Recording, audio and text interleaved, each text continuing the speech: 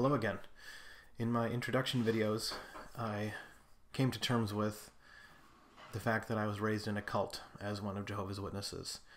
And I made mention of Steven Hassan's BITE model, the acronym for Behavior Control, Information Control, Thought Control, and Emotional Control, as a way to determine if the organization you are in is in fact using undue influence or mind control.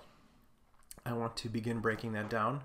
It'll be a 4-part video series if I can manage to keep my time under 15 minutes, that is. I like to keep it to 4 videos. And in this first one, we're going to discuss behavior control.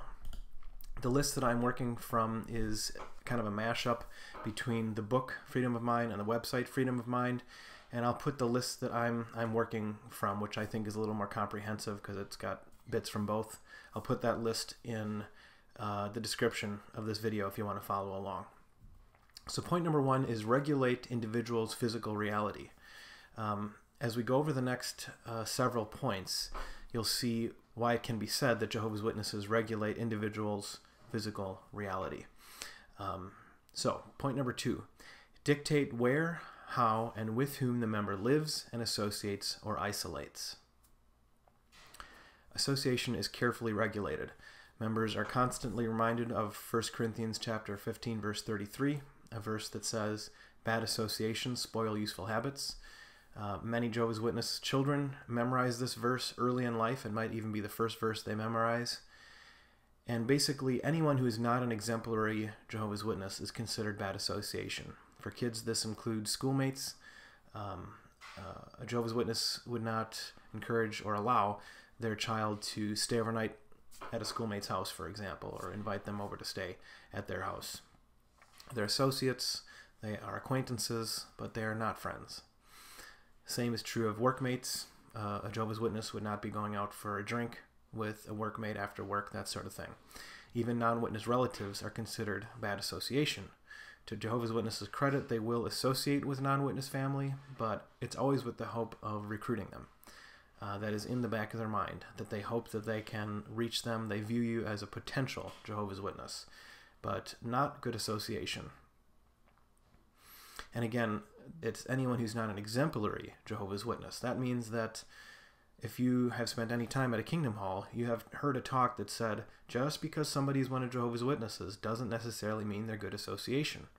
They want you to seek out people who are very active and who are not doing anything questionable or on the kind of periphery of the congregation. They want you to be in the center of the action, and only then are you considered good association. Point number 3, when, how, and with whom the member has sex. That's mentioned on the website, and in the book, point number 3 is described as sexual repression, anti-gay, celibacy, anti-masturbation. When thinking about this one, the first thing that came to my mind is the subject of intimacy within a marriage. There was a time, not that long ago, when a Jehovah's Witness could be disfellowshipped for having oral sex with their marriage partner. In a legitimate marriage, this was regulated. You could be disfellowshipped, excommunicated, kicked out if it became known that you engaged in that.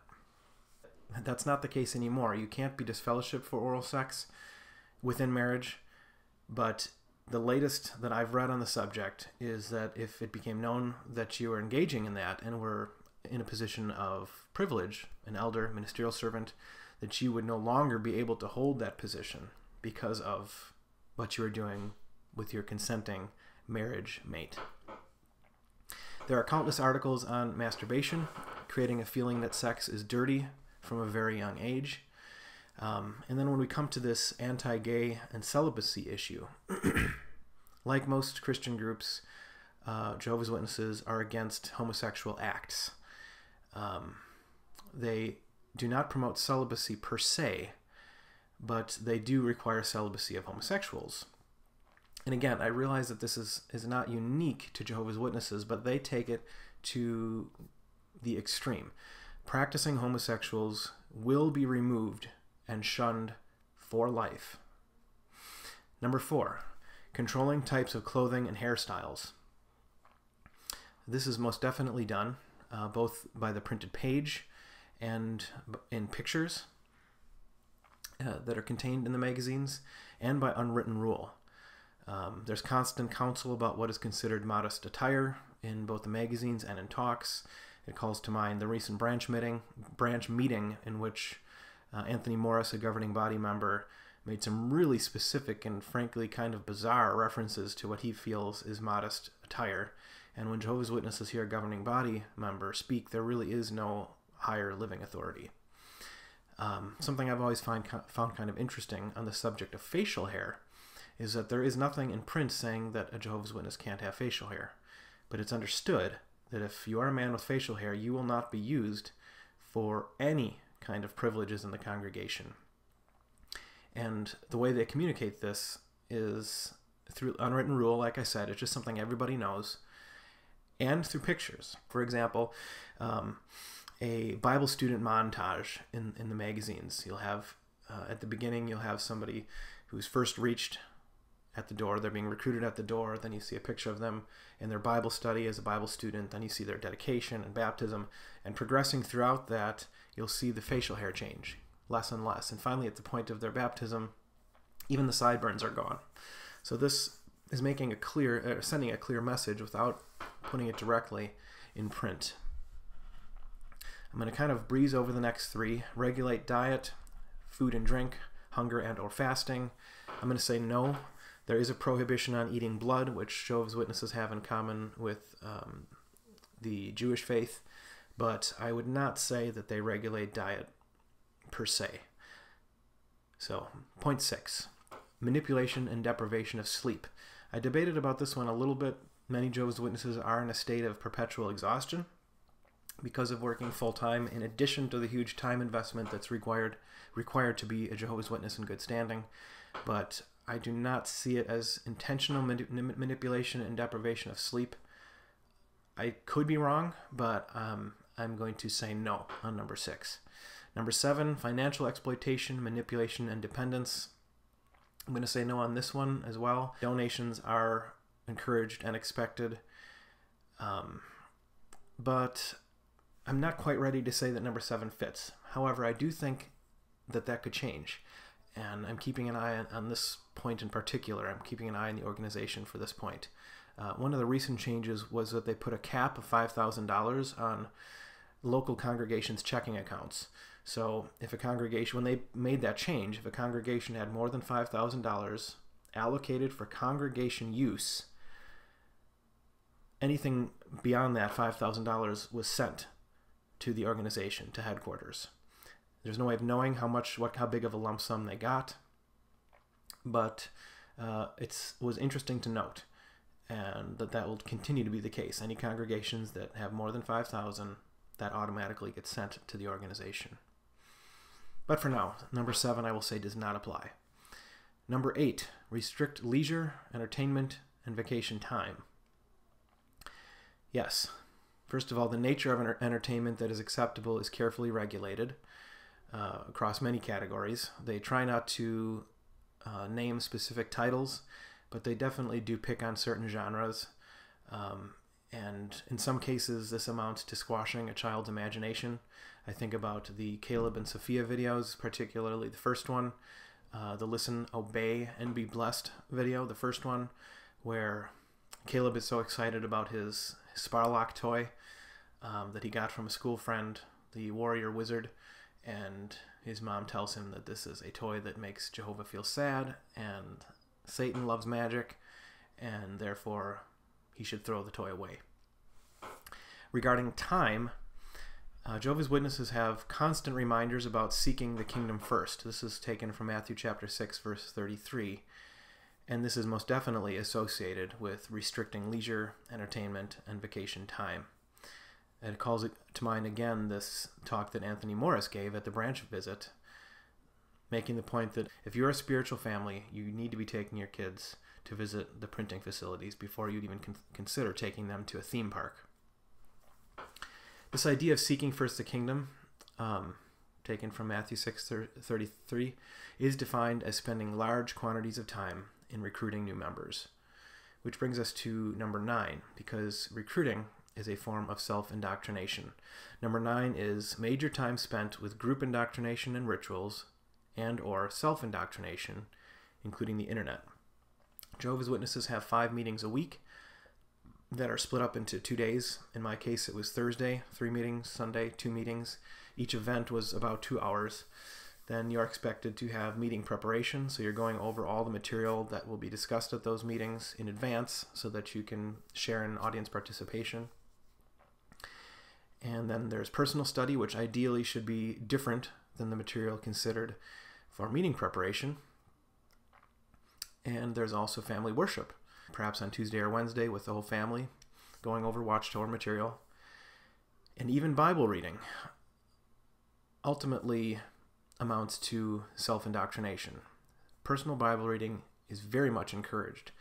But the thing about a Jehovah's Witness reading the Bible is that whenever they come across something that seems to be in conflict with what they've been taught by the Watchtower, rather than start critically thinking about it and looking at some opposing viewpoints and making a decision based on a lot of different information, what they will do is they'll go to the Watchtower Library, and the Watchtower Library has an entry for every verse you can imagine, and you read their explanation of why it's not a contradiction, you accept it, and you move on. This is self-indoctrination. We also have jw.org, strongly encouraged to use the internet for both self-indoctrination and family indoctrination. And like I said, the ministry work, the recruiting work, is probably the most powerful or potent form of self-indoctrination. Jehovah's Witnesses frequently quote the saying that the best way to learn something is to teach others. It's absolutely true. So when you go to the door and can convince somebody that what you believe is truth, you're convincing yourself. When you go to the door and somebody says, "Are Jehovah's Witnesses a cult?" and you respond with all the reasons you think they're not a cult, you convince yourself it's true. Number 10, require permission for major decisions. Now here's where I'm going to include the blood doctrine.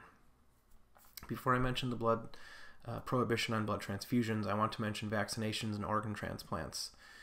For a time, vaccinations were prohibited and people died for no reason.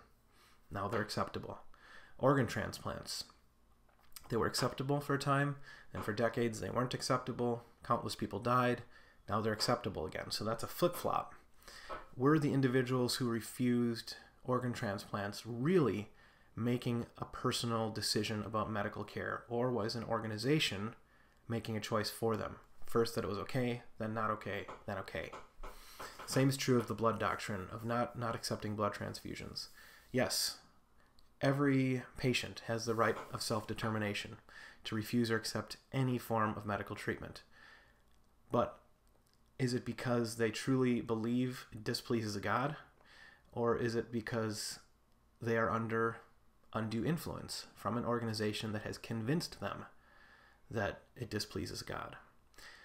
The will to live is powerful. And when it comes to your children, the wish to prolong their life is probably more powerful.